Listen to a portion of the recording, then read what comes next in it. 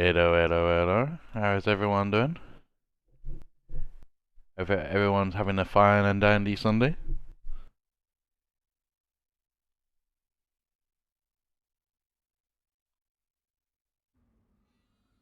Oh, okay, there we go. I got worried it wasn't even going to show the game. Okay, so we're going on to the finals of the second week for the Killing Floor 2 tournament. We are looking at 6 Nuketeers. They'll be doing 2 matches back to back.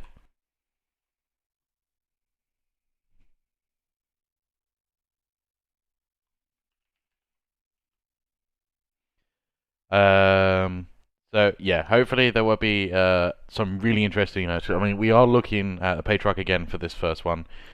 We are looking at the Abomination for the second one. But at the moment we're playing Tragic Kingdoms now, and then we're going to go into the Shopping Spree, which is actually 2 maps I was hoping for we'll see in the first week. But it seems like we're going to be making it into the second week, which actually kind of makes it a bit more fun, especially when we add all the strategies that everyone's pulling off. So this should be a lot, I would say a lot more interesting, but hey, anything could happen. We've already seen a team wipe. We've seen a triple hus, which keeps being reminded to me. People being blamed. Apparently, it's always my fault. So let's see if we can get a really good game out of this. I'm kind of hoping we get some triple trash bounds and stuff like that. But as I said, anything can happen. And I know I keep repeating that, but it's true.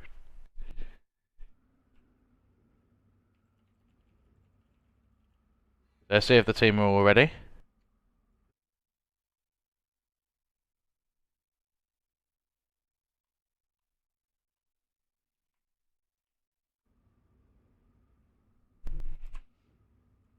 So things that I'm probably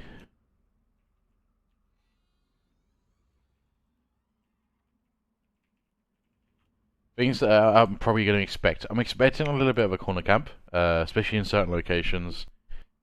But I'm not too sure where they would go because it's actually quite a very classical map when it comes to Killing Floor 2. So we are going to be expecting some very odd positions, I think. I don't think this middle room is going to be used at all because everything is so far away.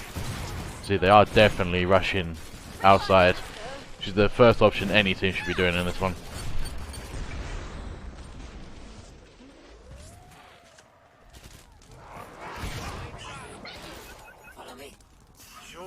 Now, are they going to be going inside? Yes, this is one of the locations I did actually expect. And it seems like they are actually pulling off the location. So we are going to look at the perks. We're looking at a Berserker. Oh, okay. Seems like someone's been looking at my team streams, eh? So we are looking at Berserker, Firebug, Demo, SWAT, Support, and Medic. So Medic taking, Firebug taking one side, which is pretty required at the moment. Berserker taking the next. You got the Demo, the Medic in the center, and then you're gonna have the SWAT. Usually gonna help on the Berserker side, but obviously you can help on both sides where required.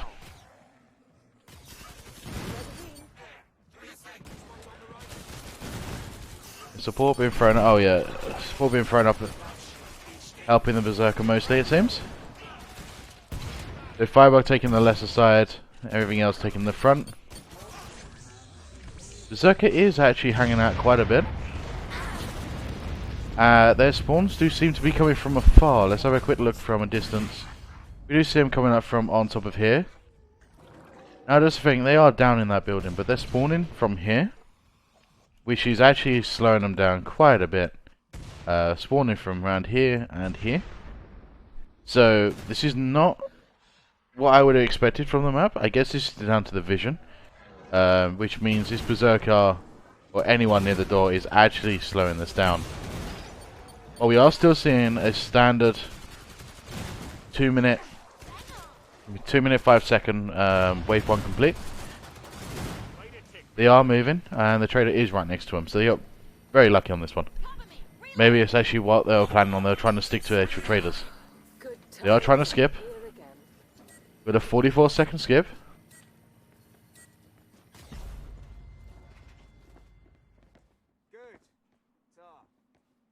Now I'm not too sure if this is going to hold out for the most part. Especially last wave, that's going to get very tight. All it takes, well, as we've seen in the past, all it takes is just one slap on the Berserker, push him back, and everything can get behind him. That's when the rest of the team need to step up. Closing the door, not too bad. Does seem like it's glitched. Yes, it does seem to be glitched from this view.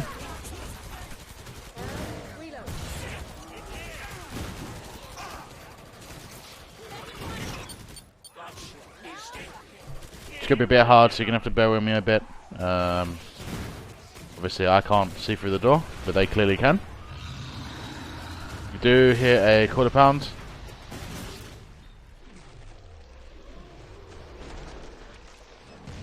Whereas I'm just mistaken for a Scrake.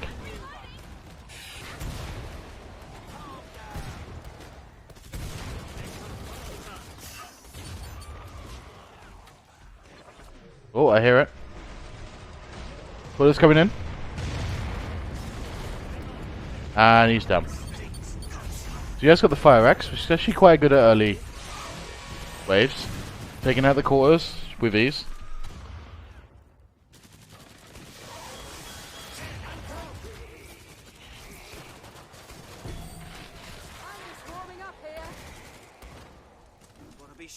So we are seeing the Dragon Breath on... Oh, okay, maybe they swap it. Yeah, they seem to have swapped, sorry. The actual Firebug is moving to the main side, and you've got the swap going to the back end.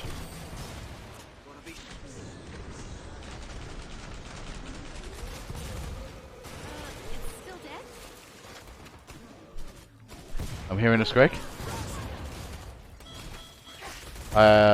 Here he is. The last 6 heads left. Stunning him, taking him out. Still walking. Take a bit of damage there.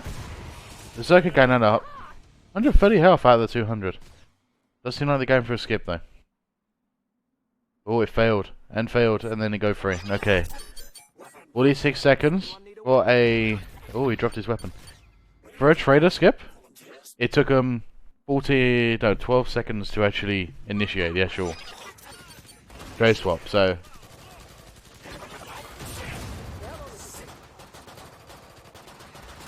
see how that affects the rest of the matches.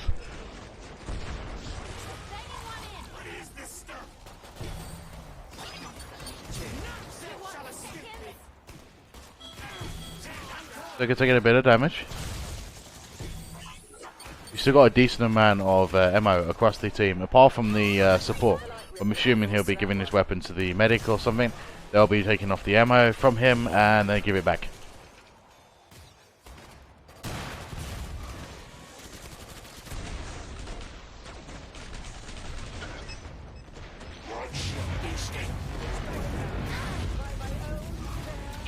Berserker being really aggressive on the front line though.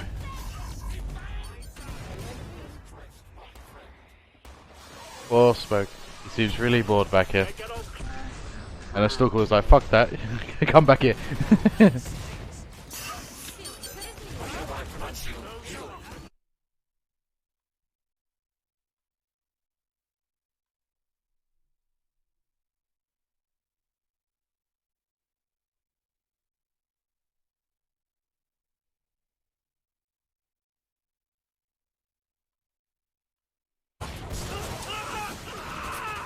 I was coming on the back end. He's definitely taking some damage. It's going down to about 70 health, 60 health. Yeah, it's about 60 something.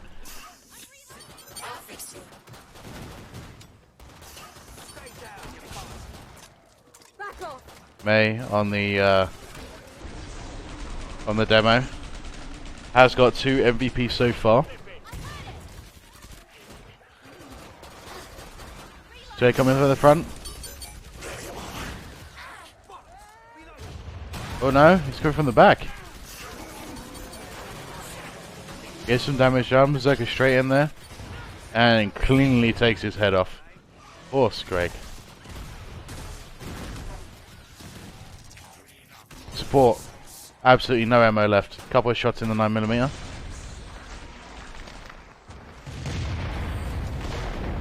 Using the nuke where they can. Now, one thing this team does actually lack in is actually the capability of getting the Z time triggers.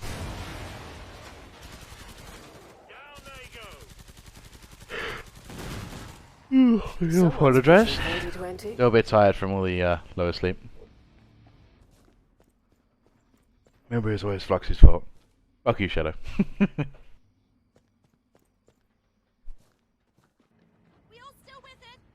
Okay. We do see a skip. They didn't get any ammo. I'm assuming they're gonna get it for the support, which they did. We've seen an iron thruster. Ah, okay, they bought it for the Zerg. Okay. And we're seeing the NRG nail gun on the swap. Very good choice, especially for this location. Shoot the bouncing.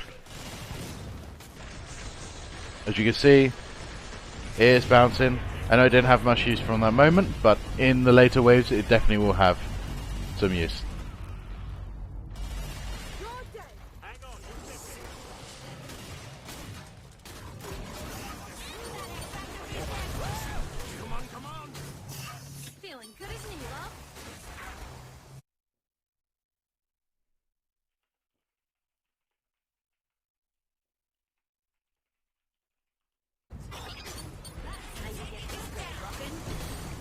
They do need to clear them house out very fast. Especially if there's multiple, they can get a couple of shots in and it will do a lot of damage.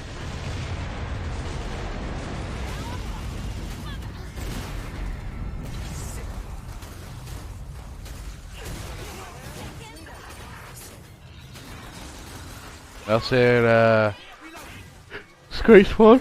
Oh, I am really sorry.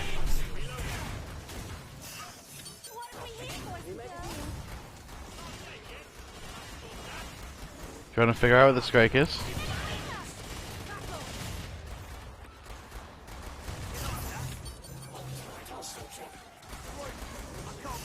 This guy's definitely using the attack speed bonuses. So yeah, I don't... Oh, here he goes. Actually, annihilate. Oh, it's a flesh bomb. Let's see how they handle this. Iron Thruster. Taking a bit of damage from the Berserker. And they take him down.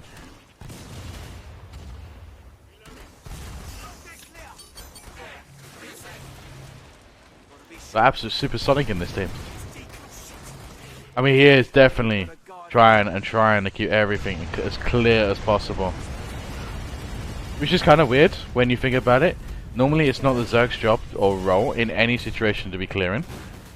But they're definitely trying to pull it off with this. Even though they've got the support, demo, and a firebug in the front line helping them out. I still find it very strange. Are we going to see a wave skip? A trader skip even? 49-second skip?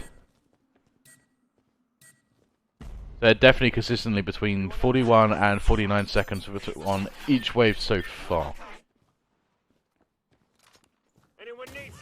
Am I still reasonable? A bit worried about the firebug though. Many won't have an issue. Maybe the support.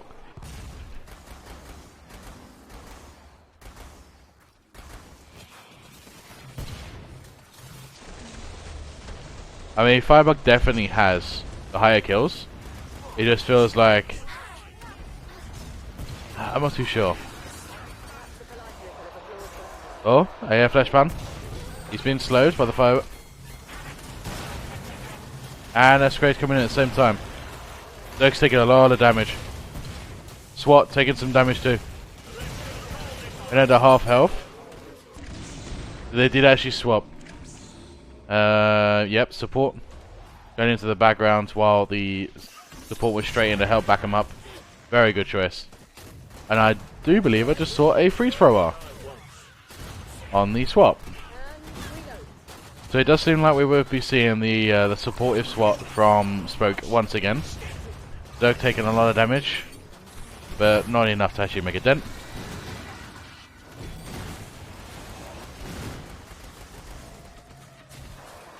Yo, where are them and what's the map? Map is on Tragic Kingdom.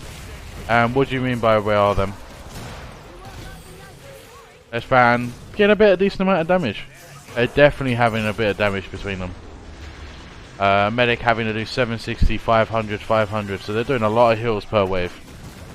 But that's what happens when you have a risk sort of strategy like this.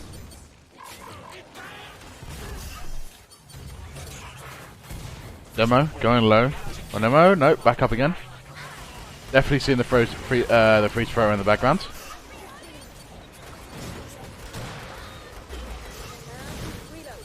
Sway coming in. He's doing a little bit of damage towards the Zerg. But nothing they can handle.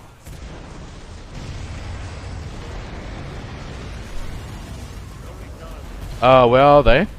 So they're underneath the this location.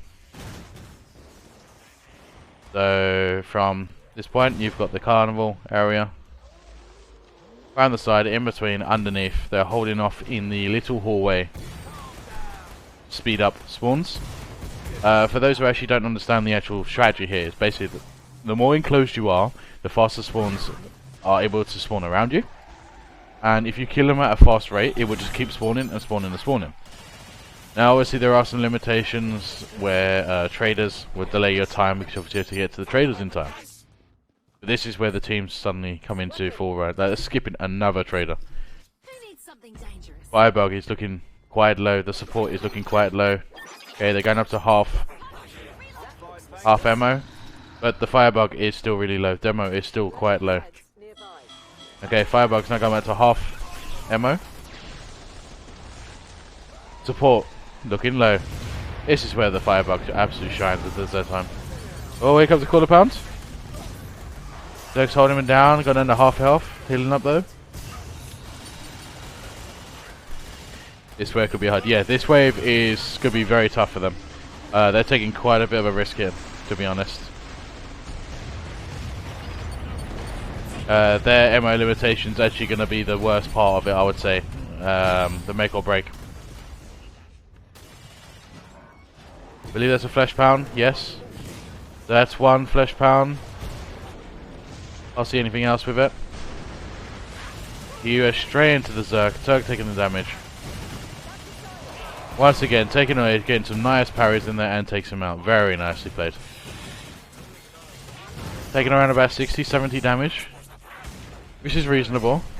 Could be better though. Taking on the Scrake, also taking a lot of damage.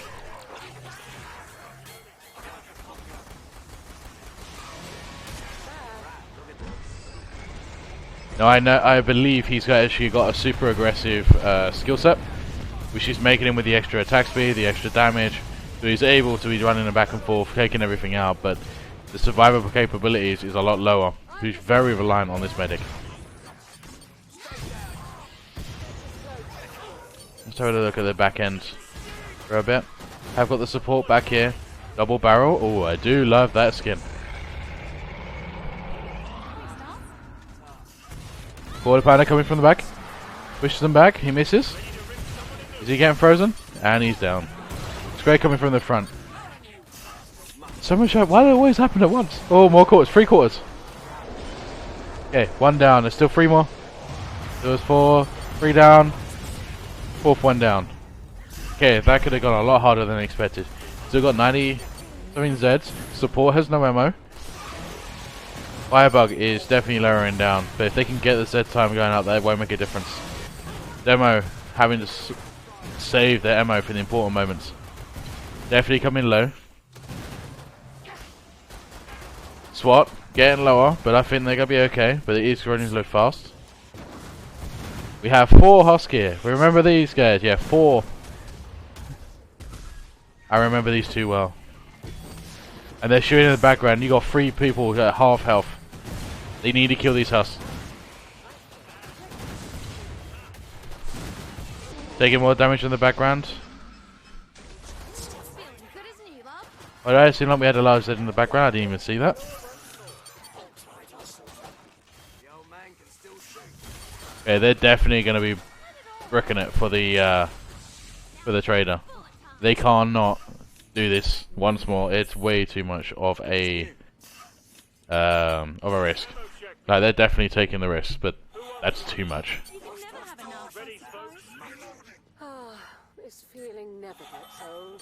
Now I'm wondering if everyone got their full buy, because the support. Oh, there we go. Full health. Yeah, full ammo. Ammo crate. I did see a Doomstick and a HRG. So we're in 1 quarter, 2 quarter. This is the wave that they need to really focus on. So 1 down, 2 down. If we can get any view on any other weapons. Kaboomstick coming in. We got the Hammer Goblin, RPG. I was right. We definitely see the headshot. Sorry, the well, as one of my colleagues called, a double nipple. Don't ask. We got a Scrake on the right side with the Berserker getting frozen. We got some on the left coming. The SWAT actually having to front line. We got 2 flesh pants coming in at once. Are they going to rage at the same time? Are they going to separate? Oh, double stun. But can they abuse it? In they come.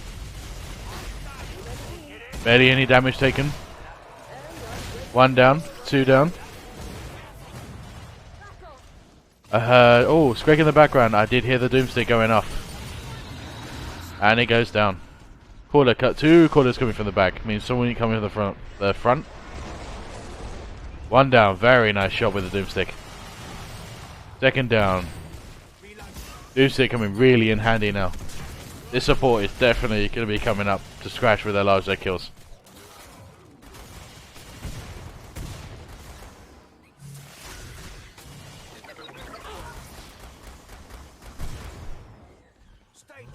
We do have a Scrake coming from the left side. I think for the moment, what we're going to do, we're going to jump into the chat, especially with this last wave. Just strip out of it and let's see what goes through.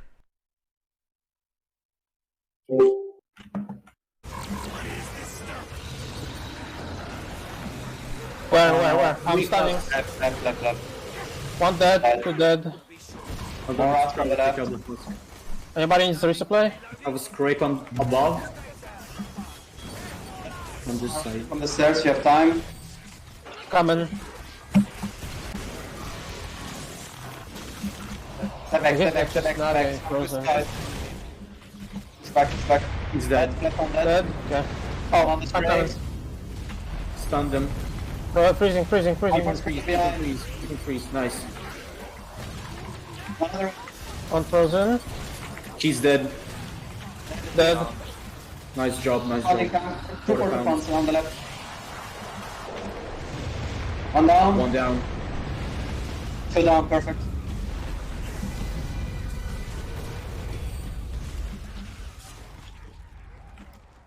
Can you resupply someone? Can you use play? No. Here. I can't supply. Okay, so now we've heard it from their point of view, especially after hearing that last moment where you had the 3 Scrakes going behind, the flesh pad in front with another Scrake. They handled it very well. You could tell they were targeting and calling specifically, we need to kill this, do this. I believe you could hear smoke like freezing. Everyone knew it was going to be frozen, they just went all in. They're skipping, 52 second skip. This is very ballsy. But we do see quite a bit of ammo. The only one that actually doesn't have the ammo is the Firebug. Patriarch coming in. Now, if I see this correctly, he is actually very close to them. Oh, he's very close. Here he comes. Why is he looking on the floor? Okay, who's he targeting? Minigun going in. Damaging the Firebug a lot, less than half health. Oh. Can he get away and heal? Nope. And he is gone. 20 minutes and 11 seconds. That was definitely a ballsy move at the end there. Skipping the trader with the ammo. It does make a difference when you can really pull off something like that. Patriarch being obviously one of the easiest to actually maintain in terms of killing outright. They clearly abused it. Just deleted. Didn't even get away. Wasn't even getting the chance to get away. So definitely well played. 14 Zeds for. I remember who it was now. Oh, I can't see from here. But yeah, 14 Zeds are the last one. We're used to seeing 20 something on something, so definitely there's a lot more spread going across the team. And the healing. That's one thing I want to see, is actually the healing differences between the waves, because the later waves must have been quite extreme, and I know that Berserker was probably the one that mostly got the healing, but we did see the Firebar going down low, we did see the SWAT going down low in many opportunities. So, let's have a quick look at that before we see about jumping someone in here for the small interview. So, heals given, 772, 884, 625, 466, 760, 456, 232. That's quite high numbers, and that's one of the highest I think we've seen in the whole tournament so far. Obviously, we've seen a few that have been a bit higher in average, but obviously the lower waves it was a lot less. Whereas this one, it was straight up. They had a lot of healing from the start, so Medic definitely gets a big shout out for that. I want to say well played to the support, personally, because that support... You know what, before we go into it, let's try and drag one of those in.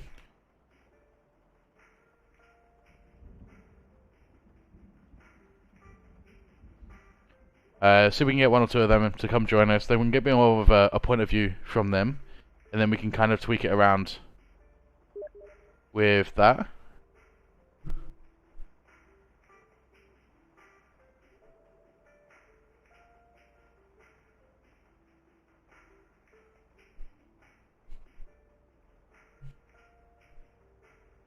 SWAT MVP. I can't get my SWAT to MVP. I get other SWAT to MVP.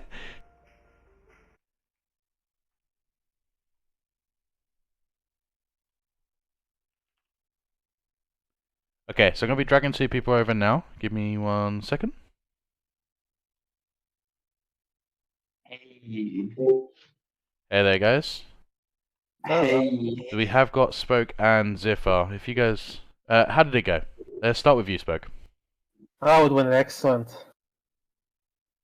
I got nothing else to say. Everybody did perfect, like beyond my expectations. That's great to hear. And Ziffer, how do you feel with that one? Was perfect. We had some spots available different to that, but we trained a bit yesterday night, and we decided for that one because we felt like was the one with the fastest spawn, and having the firebug taking care of the long lane on the left was basically the key to a faster clear, you know. Also with every other DPS as well, taking care of the backside. Yeah, you So definitely see it went through. Yeah, sorry, go on. Yeah, our guys did insane good job. Everyone, we didn't panic on the resupply mechanic. We trained as well on that to be as much smooth as possible. To prioritize as well people that needed the ammo the most. So firebug, demo, support, SWAT sometimes. I was basically taking 3 weapons, dropping mine, taking 3 weapons from them, resupply, and then dropping them, the weapons. So there's one thing I did notice in there. It did seem like, obviously, the ammo sharing was actually well done. But I did notice it tended to be that the support actually did lack a little bit in terms of the ammo until towards the end. Was that on purpose, or was that just generally just accidental? No, I think because it was for... Sorry. No, go for it. I think because it was for the different loadout, you know. It was using the Doomstick, and when you resupply the Doomstick, you don't have much ammo anyway, so you either resupply it 2 or 3 times to get at least half of the max ammo, or you just, you know, go for precision kills and try to not waste them. Yeah, I definitely saw the dudes uh, really pulling their weight at the end there, especially at the end, like when we saw a triple Scrake at the back, while you had the Fleshman in front. Doomstick, as soon as I went around the corner, I just see the Scrake just flying backwards, the core pound, so definitely props to them. I wanted to mention that earlier, about the support. Go on, Spec, you was Sam? It's kind of a combination of using weapons that don't get a lot of ammo out of the resupply, and it's a combination also that we prioritize demo and fireback to get the most ammo. And sometimes support, I guess, had to lose a bit, but and then an issue because he didn't really need a lot of ammo. I was there also holding the back.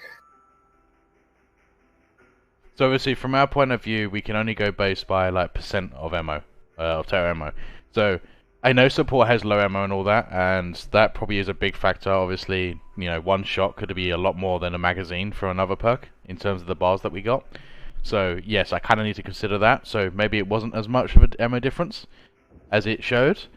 But I also want to go on to the other part that well, it's two more. It's a two-part in one. You actually did a two-part combo. You actually had the Berserker at front going absolutely apeshit. Like, he went mental. Zifra, was that you, if I remember correctly? Yeah. Yeah, so, just to double check, your skill loadout, did you just go full-on attack speed and damage? Yeah, full attack speed, and when you play with either the katana or the iron, I choose the massacre because it's faster with the left click. So you lose DPS on the big Z kill. If you take, like, for example, this Vine Under and go with heavy attack, you lose that. I also gain much more control of the crowd with the fire and much more faster clear speed because the iron, as you saw, because you use it as well on the previous yesterday on the evacuation point map. You can see I basically melt everything that's not a quarter pound, and it has a longer range compared to the katana, and a better animation as well on the parry. So it was a you know, thought choice, you know. I definitely agree with that. Considering the spot. Now that is the other part that kind of sidetracks from that, is that obviously where you are so aggressive, it does have some defects. Like, I think the spawns were slightly slowed and pushed further back because obviously your vision was blocking some of the spawns. Did that actually feel like any difference on obviously keeping your plan to work? I think like the spawns were okay. Like the lane I was more worried about was the left one because they were spawning from like the back of the lane to the right inside the tent basically. But yeah. We had the Buddha taking care of that, just going apeshit with the fire, and basically the only thing that was reaching me was the pizzas, you know. And also we were prioritizing raging everything, so they came to us as fast as possible. So it does go to the other part of obviously speed was definitely in your favour at that time. Like you said, with the left side being a little bit iffy at times. The medic. The medic clearly was like non-stop on you. It had no choice because where you focus on left, the right side got you. When you on right, the left side got you, and all that. How did that impact how you played on that? Obviously, the strategy overall. Honestly, I feel like the medic did his job. I mean, I wasn't afraid of dying, apart like two situation where my HP dropped under 100, had like 80 or 90 HP, but you know, it's pretty enough to keep going. And with the iron choice, considering the damage reduction being like 40%, I think yeah, you take a risk on that, but as long as you clear fast enough for them to not keep attacking you, it's not gonna be a problem.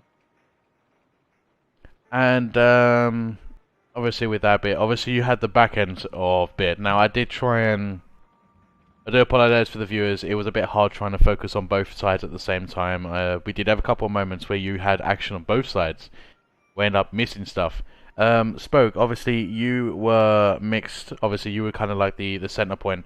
trying to help out on both sides, especially once you got that freeze fire. We've seen you use this tactic in the last one. Do you feel like you had a better situation for this map compared to the last time you used the freeze fire as a swap? Oh yes, absolutely. The SWAT choice on this map was kind of a lack of choice. On our practice runs, well, we sadly couldn't get more than 5 people at once for practice, but what we found was that Berserker Demo and Firebug did pretty much everything there is to do, and the remaining perks could basically had more leeway in terms of things to do, so it took some thinking what we should take as the 6th perk, and we decided to just basically amplify everybody. Okay, so obviously, what you were just saying there, you had your primary perks. So that leaves the rest of them. Were they kind of like multi-rolled, like you were as a support, or did they have like a certain role within that itself? It was basically ammo and keeping the backline, and as the SWAT was of course freezing just in case. And it definitely, I'm happy about the choice because we had like 4 Scrakes at the back. That wasn't expected. That the freeze thrower will came in clutch. Yeah, that really did help. That was actually one of the moments I found it really hard to actually try and keep up with you guys because you had the flashbang in front. I thought there was 3 Scrake in there, but obviously you mentioned 4, so I clearly missed the first kill already. That just shows like how much action you had in such a small area as well. What do you think in terms of this sort of strategy is actually the hardest part to it? Managing ammo and getting lucky with the traders, of course. Getting good loadouts. Okay. Basically, yeah, running out of ammo was our primary concern, which is why we practiced a lot the weapon swapping for support. It did seem like you almost got to that situation. Between wave 5 and 6, you skipped a second wave in a row. And you got very close to actually running out of ammo, like, overall. I know your support definitely ran out quite quickly. Your Firebug did run out at one point. Your demo did run out, and I think you was basically just working off with you almost running out of ammo as well. Do you think in that situation you could have actually made any other better choices between that wave, but still like just to improve the ammo consumption? Well, no, I guess we could have maybe planned the resupply a bit more, but we wanted to have keep the complicated stuff in at a reasonable amount.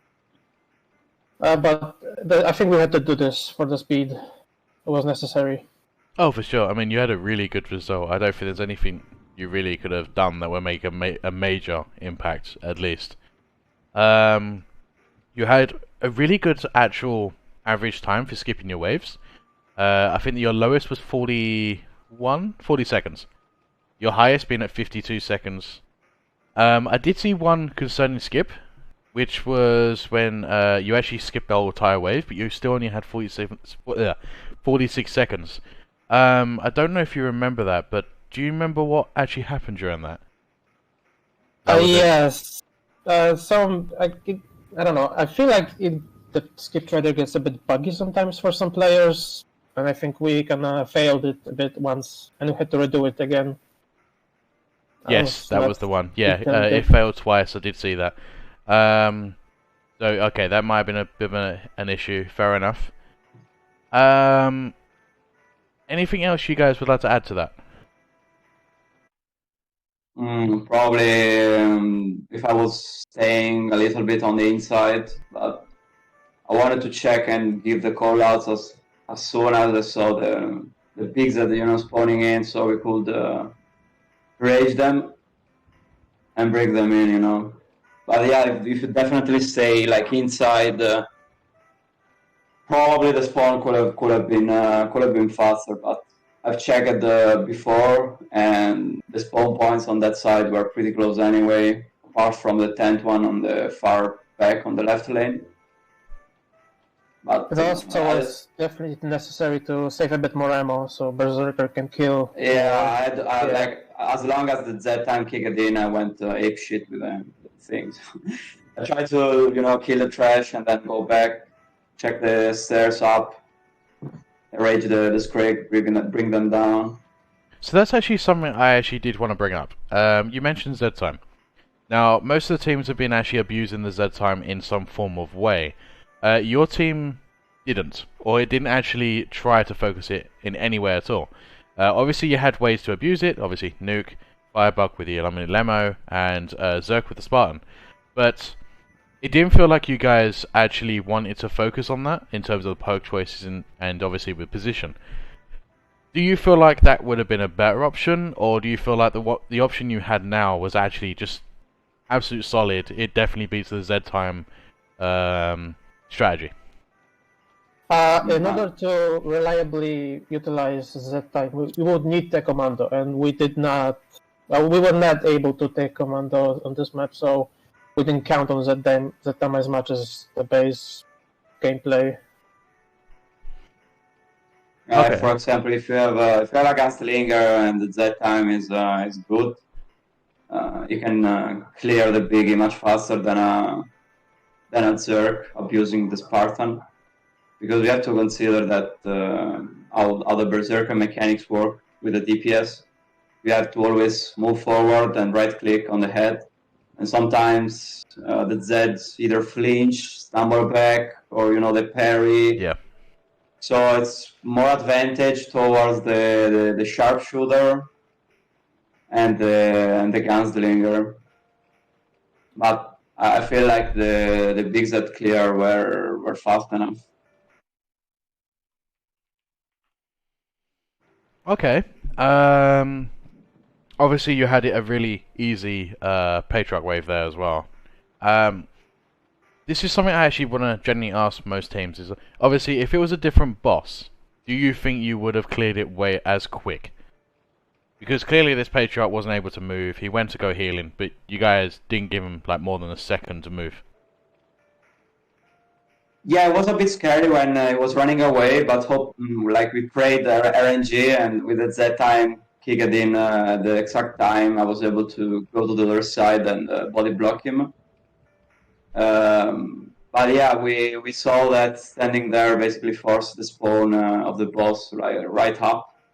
So we wanted to bring the boss inside the corridor and use the back, the other side they were holding as a cover behind the corner in case he was going to throw the rockets.